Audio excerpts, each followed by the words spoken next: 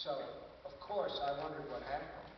And people would come to autographings and ask me, whatever happened to that Torrance kid, from The Shining? And so, yeah, I would say it would stay on my mind.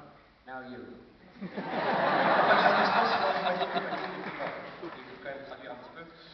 Oui, ce pauvre Danny Torrance, il a eu une enfance absolument épouvantable, un père alcoolique.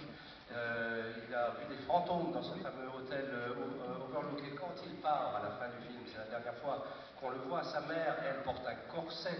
Et ils sont tous les deux face au monde hostile qui les attend. Moi, je ne savais pas du tout ce qu'il allait devenir, ce petit Danny. Et puis, de fil en aiguille, lors de dédicaces, les lecteurs me disent qu'est-ce qu'il est devenu ce gamin. Et de fil, ça m'est resté dans l'esprit. Donc à partir de là, je me suis dit. Can I say one other thing about that?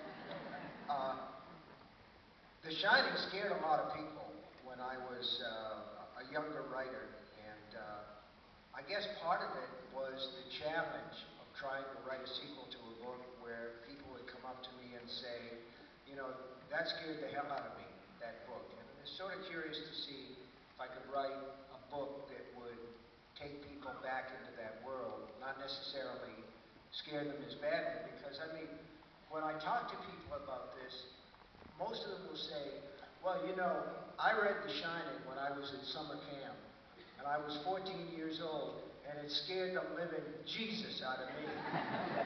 And I said, well, yeah, sure. You were 14. You were easy. You were a scared virgin for that.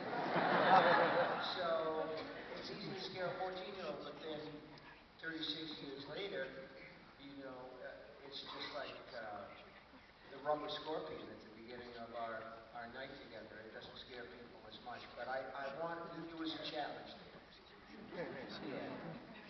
Quand j'ai écrit The Shining, ça a fait peur à beaucoup de gens. Et c'était véritablement un défi que de me lancer dans une éventuelle suite. C'est vrai que ça a foutu une trouille bleue à pas mal de gens. Les gens me le disaient. Moi, j'étais curieux de savoir si je pouvais projeter les gens à nouveau dans cet univers de Shining sans nécessairement leur foutre la trouille. Mais ces gens me disaient, vous savez, j'étais en colonie de vacances, c'était l'été, j'avais 14 ans, j'ai lu ce livre et j'ai eu immensément peur. Moi, c'est évident, vous avez 14 ans, c'est une cible de proie un peu plus facile, territoire vierge, on peut faire peur aussi facilement qu'on veut. 36 ans plus tard, c'est pas évident. Et aujourd'hui, c'est un petit peu comme le scorpion que je vous ai balancé plus tôt, là. Ça fait peur, mais ça fait pas tellement peur en réalité. Donc pour moi, écrire la suite, c'est quand même un grand défi. Alors,